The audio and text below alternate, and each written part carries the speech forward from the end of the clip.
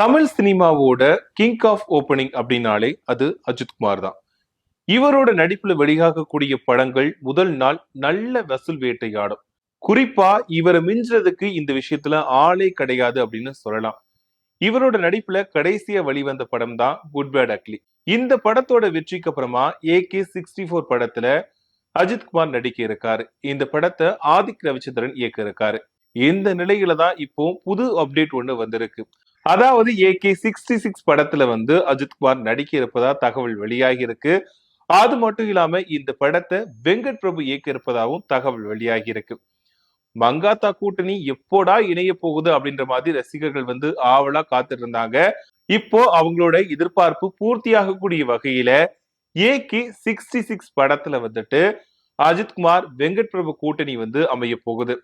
இந்த அறிவிப்பு எந்த அளவுக்கு உண்மை அப்படின்னு தெரியல. பட் இருந்தாலும் ரசிகர்கள் ரொம்பவே ஆவலா இருக்காங்க.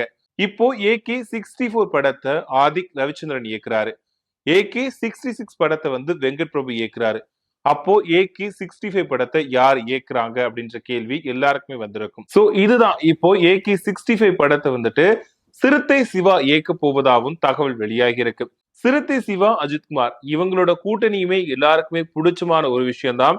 சோ இந்த படங்கள் வெளிவந்தா கண்டிப்பா நல்லா ஓடும் அப்படின்ற மாதிரி ரசிகர்கள் ஆவலா காத்துட்டு இருக்காங்க. சோ சிறுத்தை சிவா அண்ட் அஜித்குமார் கூட்டணியும் பக்காவா செட் ஆகும். அதே நேரத்துல வெங்கட் பிரபு, அஜித்குமார் இவங்களோட கூட்டணியுமே ரசிகர்களுக்கு பிடிச்சமான ஒரு கூட்டணி தான். சோ இந்த கூட்டணி உண்மையாவே சேர்ந்து படம் பண்ண போறாங்களா, எந்த அளவுக்கு உண்மையா இருக்க போகுது அப்படிங்கிறத நம்ம பொறுத்திருந்து தான் பார்க்கணும். சோ இவங்களோட கூட்டணி உங்களுக்கு பிடிக்குமா அப்படிங்கறத மறக்காம கமெண்ட்ல சொல்லுங்க.